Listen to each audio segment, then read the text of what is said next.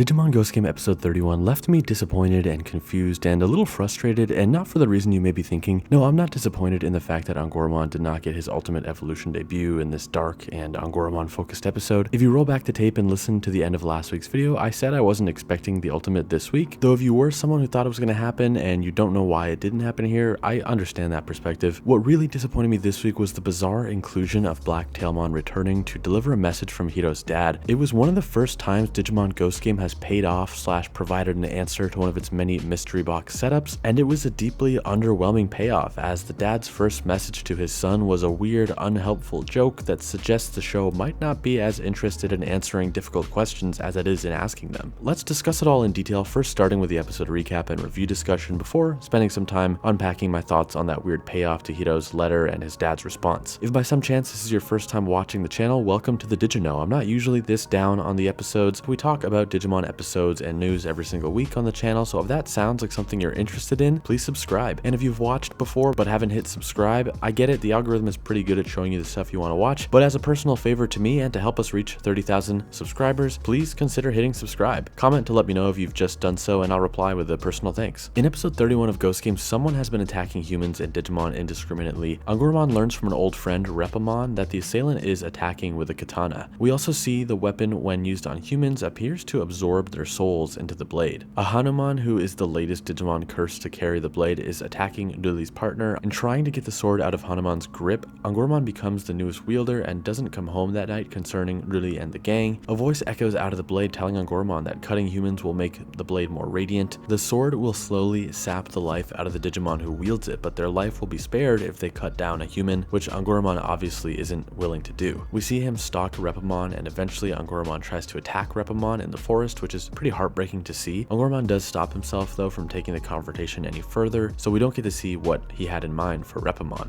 if this was an attack or an attempt at passing off the blade. We also see a pretty disturbing incident of Angoromon stalking a woman at night and almost attacking before pulling himself back. It shows how deep this katana has planted its roots into Angoromon's mind. The team becomes aware that Angoromon is the katana wielding assailant, and they search the town for him, visiting a couple locales we recognize from their earlier Angoromon heavy episodes. We find Angoromon in a temple where Jellymon and Gamamon go to their champion forms to try and defeat the seemingly possessed Angoromon. The team fights him, and Kaus Gamamon is actually cut, causing this evolution energy to flow out of him and prompting a devolution back into Gamamon, while the katana itself transforms into a Digimon using the energy it took from Kaus Gamamon. It appears the evolution energy of Gamamon to Kaus Gamamon was enough to transform the Shiratorimaru blade back into a Digimon, Mushamon. Before we jump into the final few minutes of this episode and my thoughts on the first big disappointment in Ghost Game's larger story, let's take a break so that the sponsor of today's video can say hello. This video is really only possible with the support of Buyee. If you're an anime fan, manga fan, even a K-pop fan, you may have heard of them. Buyee is a proxy shipping service, which means they make all kinds of Japanese exclusive merch available to you wherever you are. When I was a kid, there were a million toys and games I'd see online, but I knew I could never have because they were only available in Japan. Buyee is solving past me's problems by letting fans all over the world shop on Japanese storefronts like Rakuten, Mercari, and Amazon JP. You select what you want, then Buyee essentially purchases it on your behalf and sends it to you wherever you are on Earth. I used Buyee to get extra DIM cards for my Vital bracelet so I could add to my digital monster collection, and with how much cool merch is coming for Digimon Survive, Digimon Ghost Game, and all the merch for other popular anime like Dragon Ball Super and Demon Slayer, it could all be yours through Buyee. There's even a special offer for viewers of this channel. If you sign up to Buyee for the first time using the link in my description, you're going to get a 2,000 yen coupon for your first order. That's around $20 US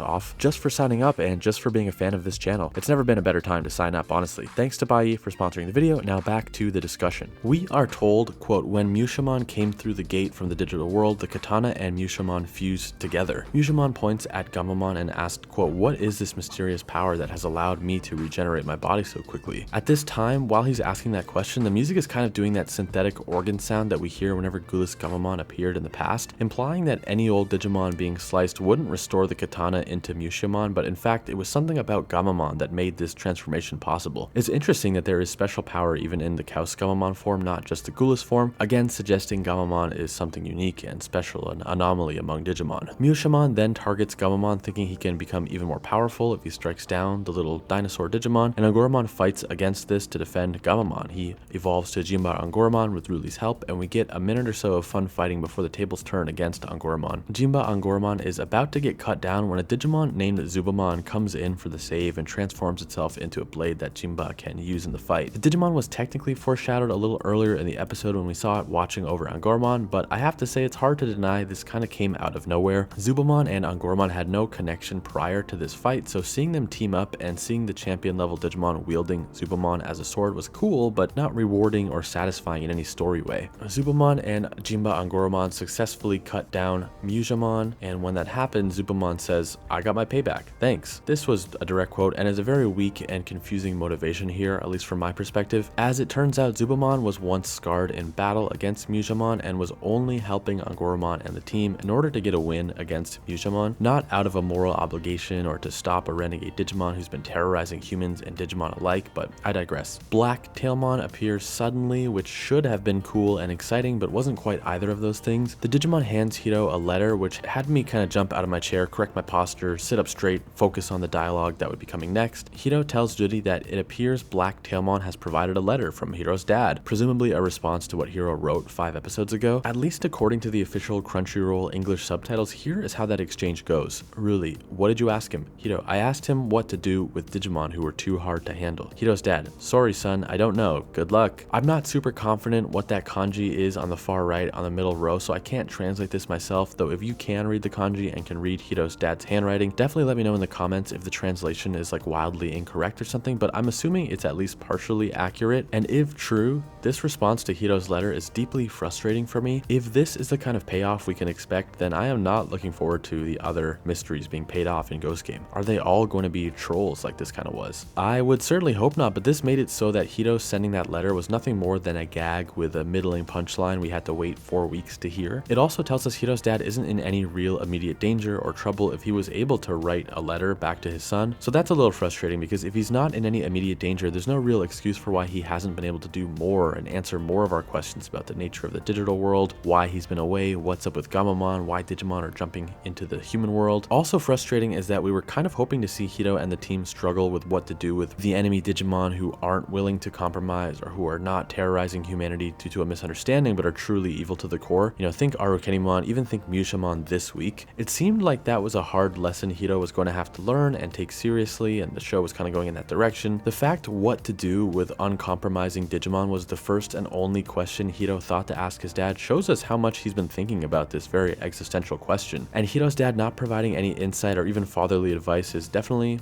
frustrating. I'm repeating myself, but that's how I feel after this episode. This is also coming in an episode where we were already expecting something to happen that didn't, that being an Angoramon Ultimate Evolution. Now again, if you roll back the tape and listen to my review last week, I said I personally wasn't expecting the Angoramon Ultimate this week because I know that Ghost Game has stretched out the Angoramon champion reveals and faked us out on multiple times before that happened, but we did have Gamamon's Ultimate debut recently, Jellymon's Ultimate debut recently, and then an Angoramon-centric episode presented to us, so you can't really blame folks for thinking this was maybe Angoramon's Ultimate week. So while I wasn't expecting it, I'd be lying if I said I wasn't secretly hoping for a new Ultimate debut this week. So to not get that, and then to also have this bizarre choice to follow up on the Hiro's letter plot point here with what I think is the least satisfying and least interesting payoff imaginable, this made the episode a very difficult pill to swallow. Myushamon also gets to walk off into the sunset, almost literally, with Black Tailmon, which I don't think he necessarily deserved. The villain of the week this week is one of those Digimon Hiro described as being too hard to handle and not showing any signs that they're capable of reform. He was downed by Zubamon and then is escorted back to the digital world by Black Tailmon, but I'm left wondering what reason is there to believe he won't return or try again and try to hurt more humans when he's recovered. Perhaps Black Tailmon will stop that from happening, but we know so little about that Black Tailmon Digimon that we don't even know if Black Tailmon has the power or the desire to stop malicious Digimon from traveling between worlds. It's rare for me to be this negative in a video, longtime viewers will know that's true, but this episode frustrated me in a way I wasn't expecting. Maybe I woke up on the wrong side of the bed, and maybe I was in a bad mood and letting that impact my perception of the episode, but I don't think either of those are true. I was really looking forward to this episode while also keeping my expectations in check that it wasn't very likely that Angoromon would be getting an ultimate this week, but I was more underwhelmed than I could have even imagined due to that letter moment. It really messed with me. I don't know. Let me know what you all think in the comments. Am I overreacting to the response Hiro's dad gave on the topic of what to do with Digimon who can't be reasoned with, or do you think I'm right in worrying that maybe the questions and the mystery boxes Digimon Ghost Game keeps setting up are all going to fall flat like this weird letter plot point that really went nowhere? Sound off in the comments as always. If you loved this episode, feel free to let me know, but please respect that everyone is entitled to their own opinion, and that goes for people who disliked or even hated the episode. Don't yuck on anyone's yum. If you come across a commenter who absolutely loved this week, more power to them. Anyways, thanks so much for watching. I wish I had more positive things to say this week, but I do have a midweek video planned for Wednesday or Thursday. I can't wait to share it with you all, so look forward to that. Subscribe if you haven't already. Have a great week, and I'll see you in the next video.